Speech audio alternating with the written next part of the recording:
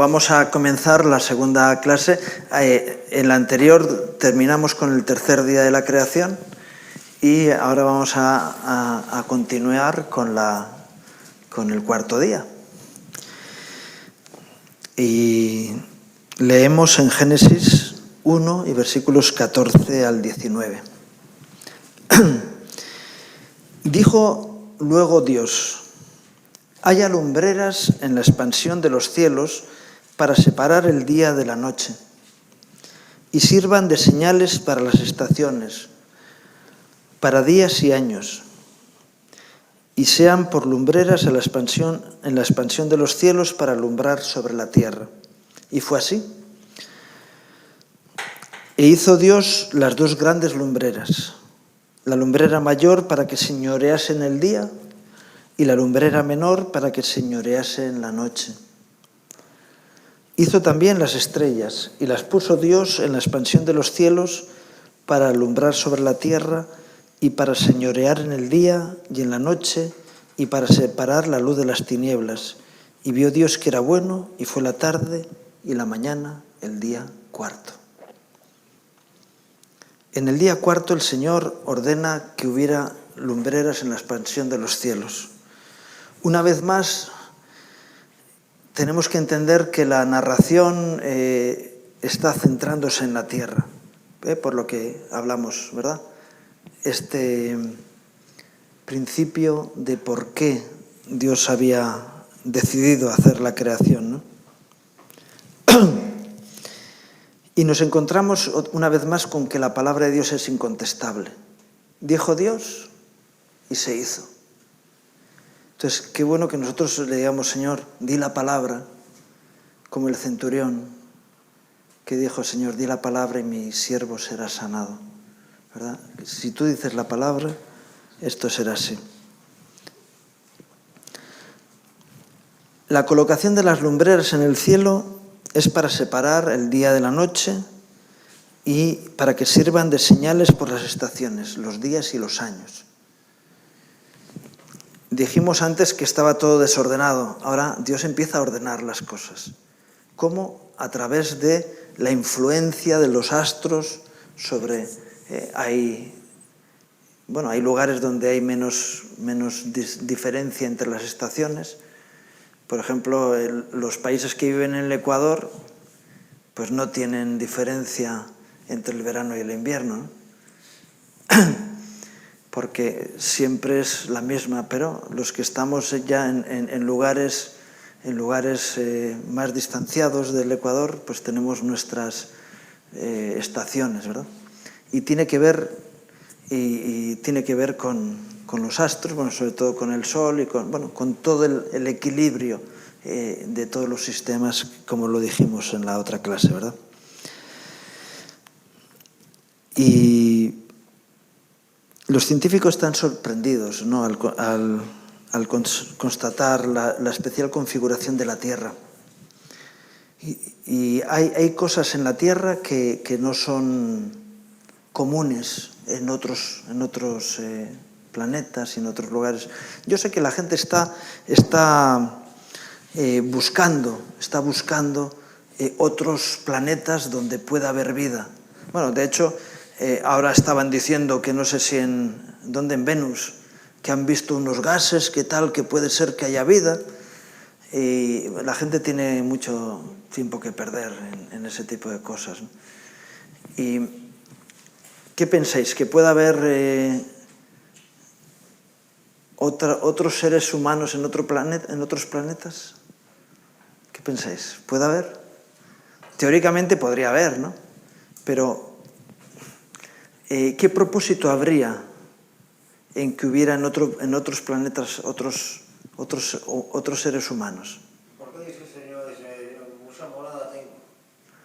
No, lo que dice la palabra es que en el reino de los cielos muchas moradas hay. En el reino de los cielos, es decir, en la eternidad. Está hablando... Bien, claro, alguien puede decir: no, es que si falla uno, Dios tiene el plan B y el plan C y el plan D. ¿Dios necesita plan B en algo? no necesita plan B, ¿no? Entonces, teológicamente, el hecho de que hubiera seres humanos en otros planetas no ha lugar, ¿no? Y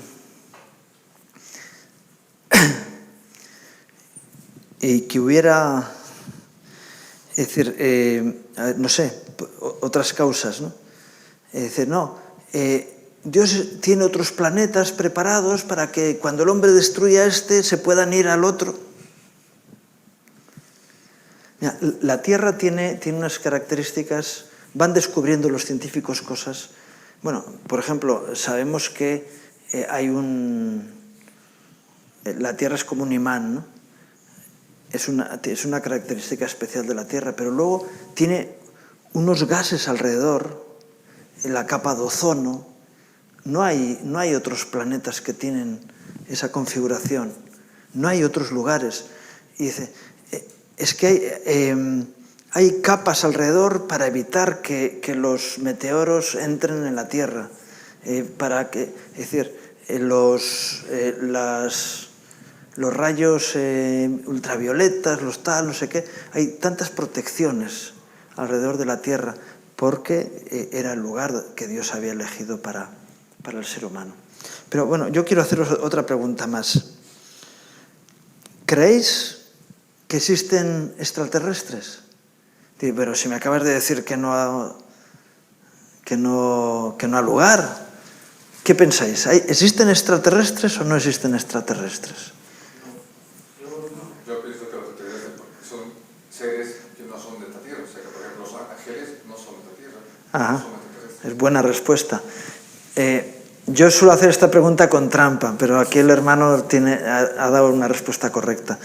Jesús, cuando estaba delante de Pilato, le dice, mi reino no es de este mundo. Así que el reino de Jesús era un mundo extraterrestre, ¿verdad? Y yo digo, yo conozco al Padre, al Hijo y al Espíritu Santo que no son de este mundo, son extraterrestres. Y los ángeles y los demonios, pero no son de otro planeta, no son venusianos, no son marcianos, vienen del mundo espiritual. Es decir, ahí está la trampa, ¿no?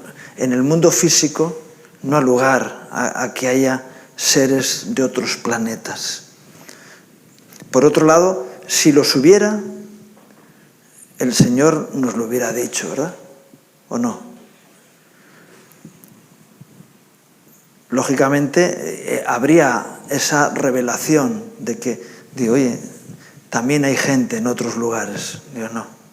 Dios crea al hombre, Dios tiene un plan, y ese es el plan que Dios va a llevar adelante hasta que cumpla con sus propósitos, ¿verdad? Volvemos a encontrarnos con el escrutinio de Dios en este texto. ¿Qué es lo que dice el Señor?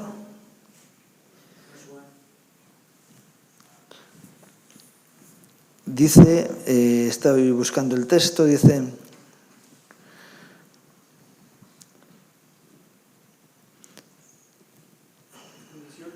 sí, y dice, y vio Dios que era bueno.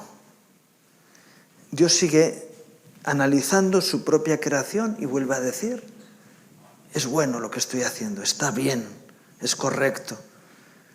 Como no hay lugar a otra cosa, porque lo que Dios hace es perfecto, porque es una naturaleza propia de Dios, ¿no? Dios es perfecto, su voluntad es perfecta, lo que Él hace es perfecto. Luego hay otros que estropean las cosas que Dios hace, pero Dios hace las cosas perfectas, ¿no? Y nos vuelve a decir, y fue la tarde y la mañana, el día cuarto.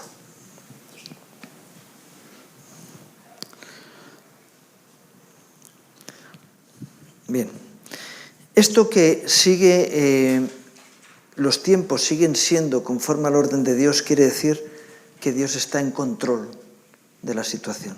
Es decir, que la creación está gobernada por el Señor. Todavía nos indica esto, ¿no? Llegamos al día quinto y leemos en los versículos 20 al 23 de Génesis 1. Dijo Dios: produzcan las aguas seres vivos y aves que vuelen sobre la tierra en la abierta expansión de los cielos.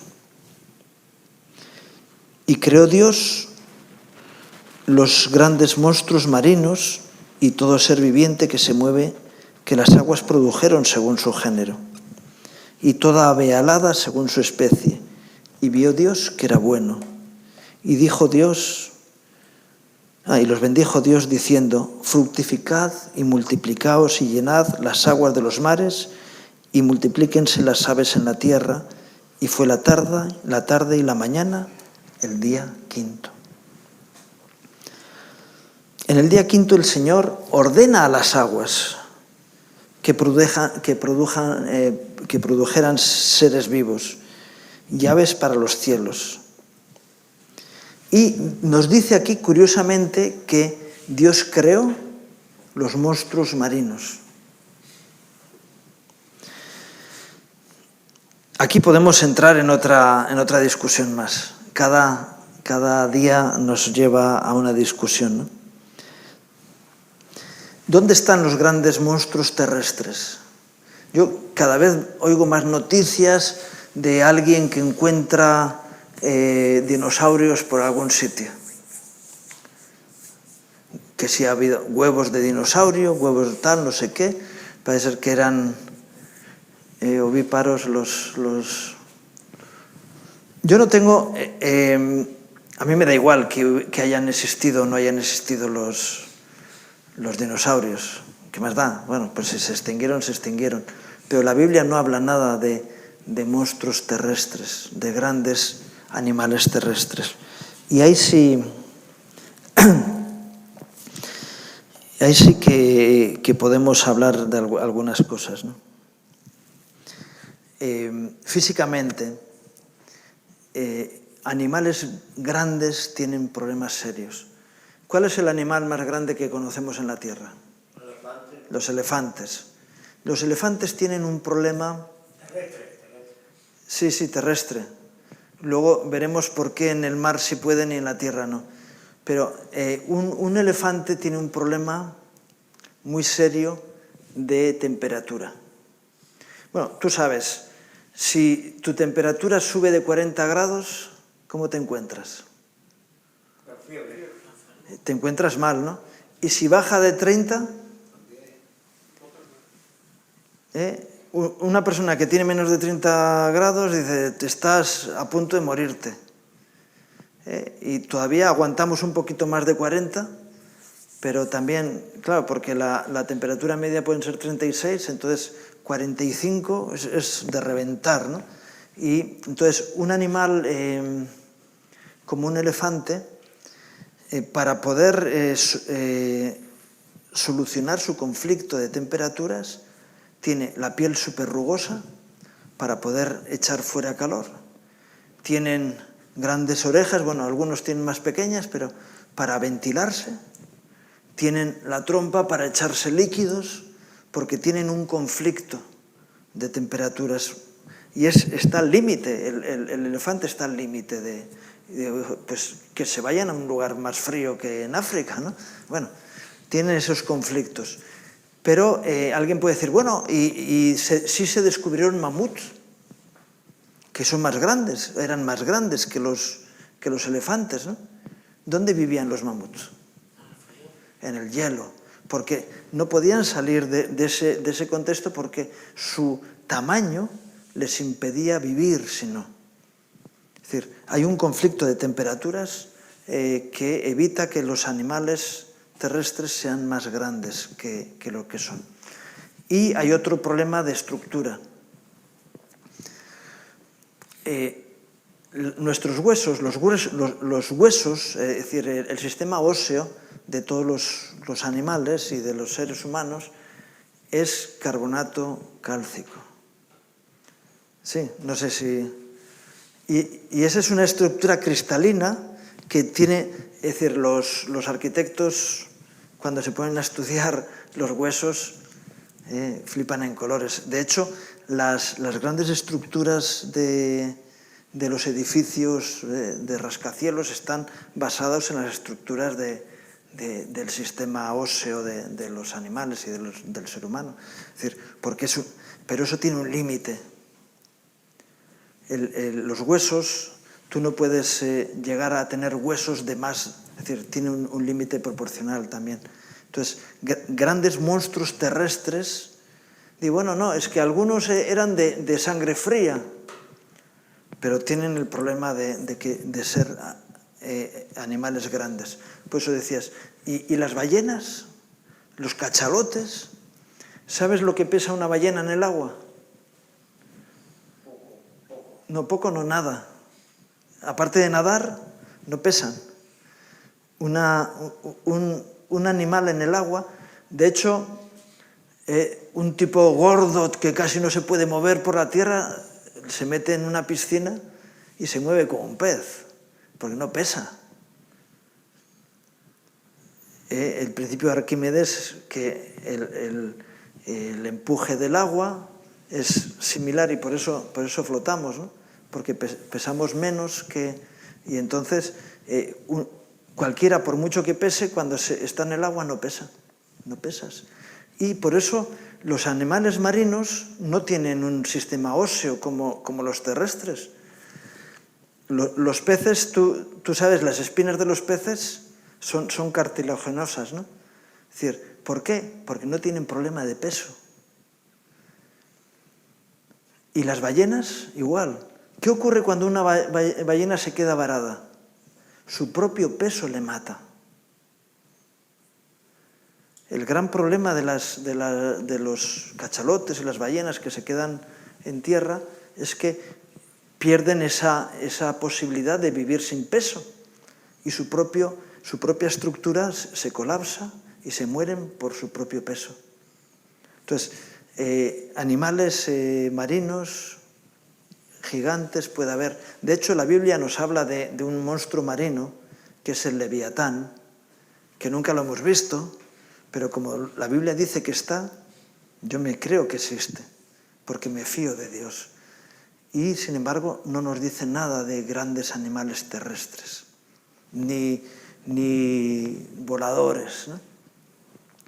Entonces, los pájaros son los que son y las aves los que hay, pero de esos bichos que nos sacan en el Parque Jurásico, pues no me importaría que hubieran existido, pero... Y los vestigios que está viendo, yo no me fío de ciertos descubrimientos científicos porque son peligrosos. Es decir, puede ser, pero yo quiero verlo de verdad y analizar eso porque no me lo creo, ¿vale?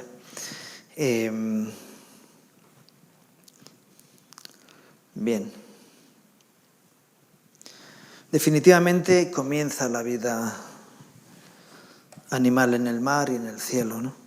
Que eso es lo que nos cuenta el texto bíblico. Y nos dice la palabra que es bueno lo que Dios ha hecho, que sigue siendo bueno lo que Dios ha hecho, que ahora lo que se realizó o creó en el día quinto es bueno, es de calidad. Y nos encontramos con una diferencia con los días anteriores, que ahora hay un mandato divino: fructificar y multiplicaos. Sigue habiendo una ordenación divina hacia la creación, y les dice fructificar y multiplicaos. Y aunque ya estaba implícito en la semilla vegetal, pero a los vegetales no les dice que se multipliquen, pero a los animales sí. ¿Por qué?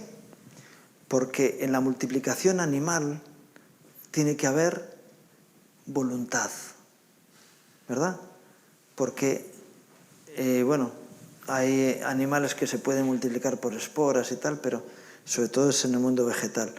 Y los animales van a tener sexo y necesitan cierta actividad propia para multiplicarse, ¿verdad? Tanto en el mar vemos que esto ocurre así, las aves también necesitan que haya macho y hembra para que pueda haber procreación. Y hay una participación de voluntad en el hecho de la multiplicación. Y cada uno encima se multiplica según su propia especie, no hay variaciones de especie. La teoría de la evolución de Darwin choca absolutamente con el relato bíblico, ¿no? Y yo una vez escuché en una emisora de radio nuestra que un hermano decía: ya hemos solucionado el problema de la pregunta de qué fue primero, la gallina o el huevo. Y decía, primero fue el huevo porque las mutaciones se crean de un elemento al siguiente, ¿no? Es decir, hay una mutación, entonces, y yo le llamé, dije, oye, sácale al locutor de la emisora, que quiero hablar con él. Y, oye, Dios creó las especies, la gallina fue antes que el huevo de gallina. Y las gallinas ponen huevos donde si ha sido pisado por el macho, salen pollitos de gallina. Y pueden ser o gallina o gallo. Y no hay otra. El salto de especies no existe. De hecho, cuando hay una mutación, esa mutación lleva a que ese elemento sea peor que sus padres. Y lo que ocurre es que o se genera una degeneración de la especie, o ese elemento, ese animal, no puede procrear por causa de que tiene una malformación, ¿no? Y así que primero la gallina, Dios creó gallinas, creó vacas, todo eso fue creado por Dios y tiene unos principios bien establecidos de las parejas de cromosomas, de los genes, todas estas cosas que hacen que las especies sean lo que son desde que Dios las creó. Se han hecho intentos de otro tipo de cosas, pero, por ejemplo, los mulos y las mulas son estériles. No, se crea un animal híbrido, pero no puede seguir adelante esa especie. Y entramos en el día sexto, que son versículos 24 al 31 de Génesis 1. Luego dijo Dios: produzca la tierra seres vivientes según su género, bestias y serpientes y animales de la tierra según su especie. Y fue así. Hizo Dios animales en la tierra según su género, y ganado según su género, y todo animal que se arrastra sobre la tierra según su especie. Y vio Dios que era bueno. Entonces dijo Dios: hagamos al hombre a nuestra imagen, conforme a nuestra semejanza, y señoree en los peces del mar, en las aves de los cielos, en las bestias, en toda la tierra y en todo animal que se arrastra sobre la tierra. Y creó Dios al hombre a su imagen, a imagen de Dios lo creó, varón y hembra los creó, y los bendijo Dios, y les dijo: fructificad y multiplicaos, llenad la tierra, y sojuzgarla, y señorear en los peces del mar, en las aves de los cielos, y en todas las bestias que se mueven sobre la tierra. Y dijo Dios: he aquí que os he dado toda planta que da semilla, que está sobre toda la tierra, y todo árbol en que hay fruto y que da semilla os serán para comer. Y a toda bestia de la tierra, y a todas las aves de los cielos, y a todo lo que se arrastra sobre la tierra en que hay vida, toda planta verde les será para comer. Y fue así. Y vio Dios todo lo que había hecho, y aquí que era bueno en gran manera, y fue la tarde y la mañana, el día sexto. En el sexto día el mandato divino es a la tierra, para que produzca seres vivientes. Y otra vez se manifiesta la autoridad divina en que la tierra lo hace. La tierra responde al llamado de Dios, a la orden divina, y produce los animales. Hay una diferencia sobre los mandatos anteriores, ya que especifica bestias, ganados y animales que se arrastran sobre la tierra. Y otra vez nos encontramos con que todo era bueno. Los animales vivían en armonía, no existía la ley de la jungla. La comida de los animales estaba basada en vegetales. Yo me pregunto, ¿vosotros creéis que los tigres eran como son ahora? Es decir, no existía la ley de la jungla. Un animal no mataba a otro animal, no se comían unos a otros. Entonces, tú te imaginas un tigre que tiene sus colmillos y su dentadura está preparada para comer carne, para machacar la carne. No tienen muelas para machacar el grano. Una vaca come vegetales y tiene su dentadura, está preparada para asimilar los vegetales. ¿Y las garras? ¿Para qué necesita garras? Los felinos, dices, pero nos vamos a las serpientes. ¿Para qué necesita la serpiente veneno? Cuando hay armonía. ¿Me entendéis? Que hay cosas en la creación que nosotros conocemos hoy en día que no encajan con la creación como Dios la creó y que era buena, y donde no existía la ley de la jungla porque nadie podía matar a nadie, no había muerte. Los animales comían vegetales, el ser humano también.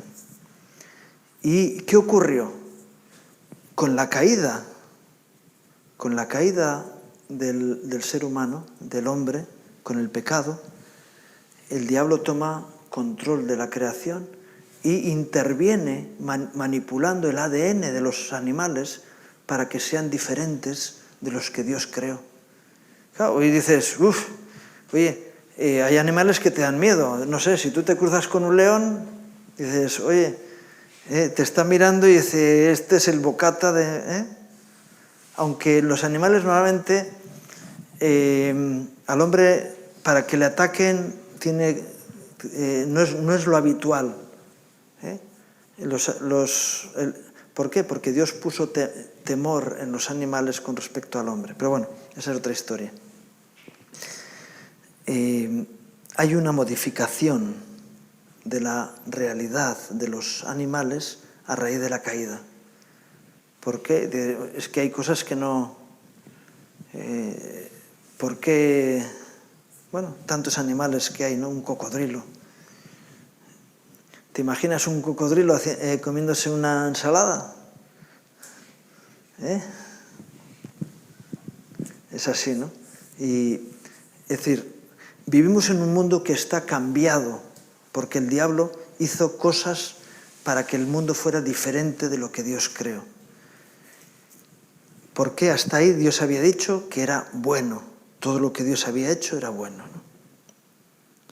Y entonces decide crear al ser humano. Dios crea al ser humano a su imagen y semejanza.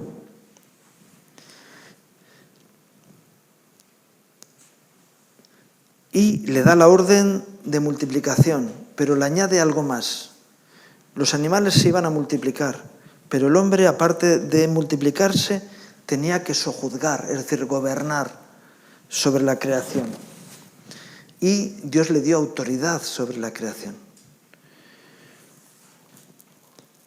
Y cuando Dios dice que hizo al hombre a su imagen y semejanza, debemos de entender que el hombre manifestaba la imagen del Dios vivo. Y era semejante a Dios. No era Dios, el hombre no es Dios, pero el hombre era semejante a Dios. Se parecía a Dios.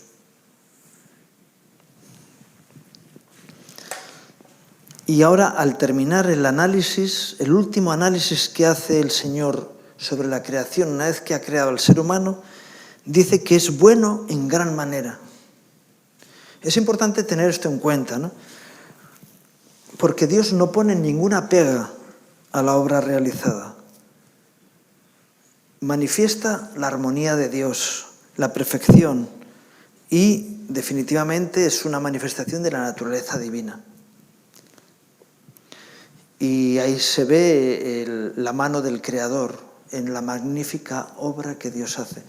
Hoy mismo los científicos, cuando analizan, dices, es que tú empiezas a ver el ojo humano o el ojo de cualquier animal. Es una máquina que la técnica actual es incapaz de hacer algo semejante. Pueden, sí, una camarita, tal, no sé qué, pero la maravilla del ojo, es decir, el hígado, que es una factoría química que actúa, es decir, el sistema inmunológico, tantos y tantos aspectos que hay en cualquier ser vivo. Dices, es una maravilla que Dios ha hecho. Todavía hoy el ser humano, cuando analiza la obra de Dios, dice, es buena en gran manera, a pesar de que esté manipulada de alguna forma por el diablo, ¿no? Y el séptimo día, el sexto día también, la tarde y la mañana, un día. Y el séptimo día, dice en el capítulo 2 de Génesis, versículos 1 al 4, fueron pues acabados los cielos y la tierra, y todo el ejército de ellos. Y acabó Dios en el séptimo día la obra que hizo, y reposó el día séptimo de toda la obra que hizo. Y bendijo Dios el día séptimo, y lo santificó, porque en él reposó de toda la obra que había hecho en la creación. El día séptimo fue día de reposo, un principio que iba a introducir el Señor en el sistema de funcionamiento de la creación. La tierra iba a necesitar reposar. El ser humano también iba a precisarlo. Es un tema interesante a tener en cuenta, aunque es un tema para estudiarlo de una forma particular, ¿no? Hablar del sábado, del día de reposo y todas estas cosas, ¿no? Y el capítulo 2, a partir de ahí, nos explica o amplía la explicación de la formación del hombre, su vida en el Edén, y la creación de Eva, la institución de la familia, que por cierto es la primera institución establecida por Dios para el ser humano, y que iba a ser establecida desde el modelo divino de la pluralidad y la unicidad. Dios es uno, pero es plural. Y en la formación de la familia Dios hace lo mismo. El hombre se une a la mujer y son dos personas, pero dice, dejará el hombre a su padre y a su madre y se unirá a su mujer y serán los dos. Dice, una sola carne, un solo ente, conforme al principio de la propia naturaleza divina. Dios es trino y es uno. Por eso digo pluralidad y unicidad en el mismo concepto, ¿no? Nada más. Vamos a dejarlo aquí. Creo que hay motivos de reflexión. La creación nos lleva a muchas controversias y qué bueno que podéis meditar sobre ello. Nada más, que Dios os bendiga.